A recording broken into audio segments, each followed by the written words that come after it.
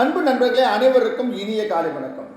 இன்று நாம் பார்க்க இருப்பது 265வது தேவாரம் பாடல்பட்ட சிவஸ்தலமான திரு அச்சிறுப்பாக்கம் அல்லது அச்சரப்பாக்கம் என்ற ஊரில் அமைந்திருக்கும் சிவாலயத்தை பற்றித்தான்.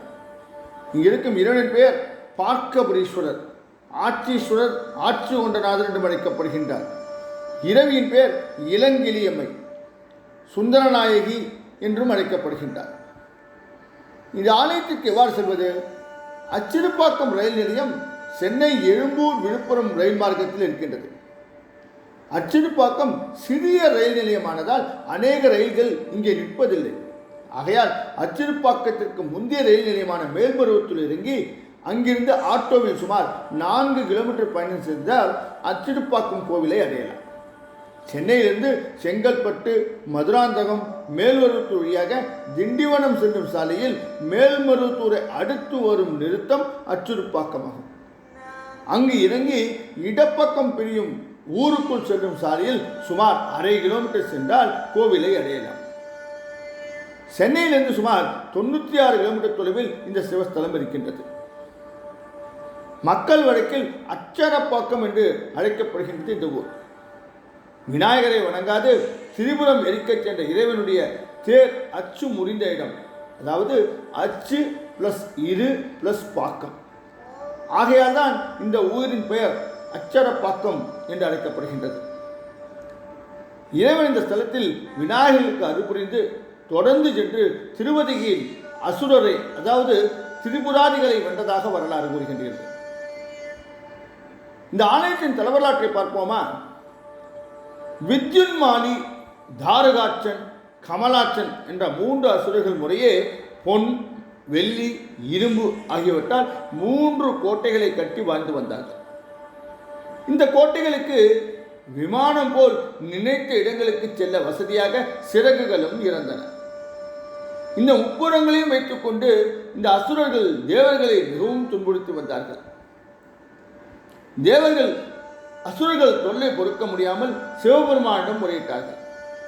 3 அசுரர்களையும் அழிக்க சிவபெருமான் பூமியை தேராக்கி 4 வேதங்களையும் குதிரைகளாக்கி, பிரம்மாவை சாரதியாக்கி, சூரிய சந்திரர்களை சக்கரங்களாக்கி, மற்ற எல்லா உலக படைப்புகளையும் போர் புரிவதற்கான ஒவ்வொரு உறுப்பாக்கி புறப்பட்டார். ஆனால் அவ்வாறு புறப்படுவதற்கு முன்பு முழு முதற் கடவுளான விநாயகரை வணங்க தேவர்கள் மறந்தார்கள். அதனால் தேரின் அச்சை விநாயகர் முறித்து விட்டார். தேர் அச்சு முறிந்ததற்கு காரணம் விநாயகர் தான் என்பதை உணர்ந்த சிவன் அவரை வேண்டினார்.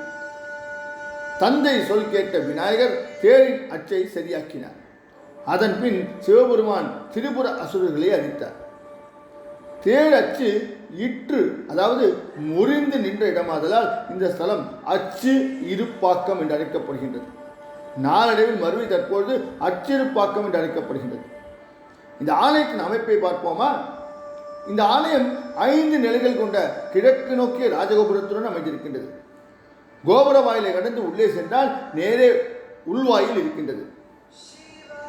கோபுர வாயிலை கடந்தவுடன் நேராக இல்லாமல் கொடிமரம், பலிபீடம், நந்தி மண்டபம் ஆகியவை சற்று இடதுபுறம் வடக்கே அமைந்திருக்கின்றது.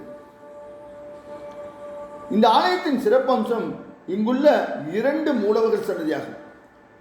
கோபுர வாயிலுக்கு நேரே உள்ள உள்வாயில் வழியாக சென்றால் நேரெதிரே உமையாட்சீஸ்வரர் சன்னதி இருக்கின்றது. உள்வாயில் நுழைந்தவுடன் சற்று வலதுபுறத்தில் கொடிமரம், பலிபீடம், நந்தி மண்டபம் ஆகியவற்றை எதிரே உள்ளபடி அமைந்திருக்கும் ஆட்சீஸ்வரர் சன்னதி இருக்கின்றது. இந்த ஆட்சீஸ்வரர் தான் இவ்வாலயத்தின் பிரதான மூலவர். சுயம்பு மூர்த்தியான இவர் லிங்க வடிவில் குட்டையான பானத்துடன் கிழக்கு நோக்கி காட்சியளிக்கின்றார். இவர் குடியிருக்கும் கருவறை வாயிலில் இருவரும் துவாரபாலகர்களாக சிவனால் வதம் செய்யப்பட்ட தாரகனும் வித்யுன்மாலியும் காணப்படுகின்றார்கள். தாரகனுக்கு அருகில் விநாயகரும், வித்யுன்மாலிக்கு அருகில் வள்ளி தெய்வியானியுடன் முருகரும் இருக்கின்றார்கள். கோஷ்ட மூர்த்தங்களாக தட்சிணாமூர்த்தி, மகாவிஷ்ணு, பிரம்மா, துர்கை ஆகியோர் காட்சியளிக்கின்றார்கள். ஆட்சீஸ்வரர் சன்னதியை சுற்றி வலம் வர வசதிகள் இருக்கின்றது. உள்வாயிலை கடந்தவுடன் வலதுபுறம் உள்ள ஆட்சீஸ்வரரை தரிசித்துவிட்டு சற்றே நேரே மேலே சென்றால் நாம் உமையாட்சீஸ்வரர் சன்னதியை அடையலாம். உமையாட்சீஸ்வரர் கருவறை வாயிலில் இருபுறமும் அலமேலு மங்கை, ஸ்ரீனிவாச பெருமாள், பழனி ஆண்டவர், உற்சவமூர்த்திகள், லட்சுமி, துர்க்கை, சரஸ்வதி, ஆறுமுகசாமி ஆகியோரின் சன்னதிகள் அழகுற அமைந்திருக்கின்றன. கருவறைக்குள் உமையாற்றீஸ்வரர் கிழக்கு நோக்கி லிங்க உருவில் காட்சியளிக்கின்றார். லிங்க உருவின் பின்புறம் பார்வதியுடன் சிவபெருமான் திருமண கோலத்தில் காட்சியளிக்கின்றார். அகத்தியருக்கு தனது கைலாய திருமண காட்சியை காட்டியருளிய ஸ்தலங்களில் இந்த ஸ்தலமும் ஒன்று. அருகில் தெற்கு நோக்கி உமையாம்பிகை திரு உருவச்சிலையும் இருக்கின்றது. ஆலயத்தின் வடக்கு வெளிப்பிரகாரத்தில் தலவிருட்சமான சரக்கொன்றை மரம் இருக்கின்றது. சரக்கொன்றை மரத்தின் அடியில் கொன்றையடி ஈஸ்வரர் சன்னதி இருக்கின்றது. அருகில் நந்திகேஸ்வரரும் சிவனை வணங்கியபடி திரிநேத்திரதாரி முனிவரும் இருக்கின்றார்கள்.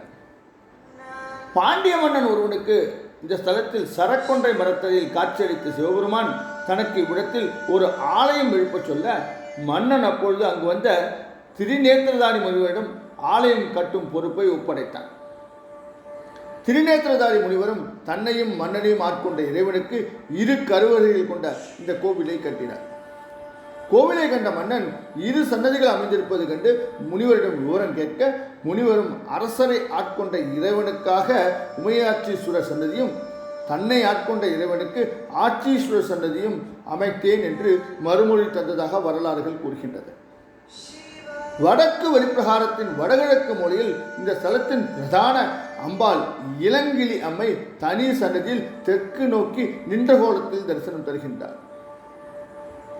சிவபெருமானின் தேரட்சியை முடித்த விநாயகர் அச்சுமுறி விநாயகர் என்ற பெயருடன் கோவிலுக்கு வெளியே தனி சன்னதியில் மேற்கு நோக்கி அமர்ந்து காட்சி தருகின்றார்.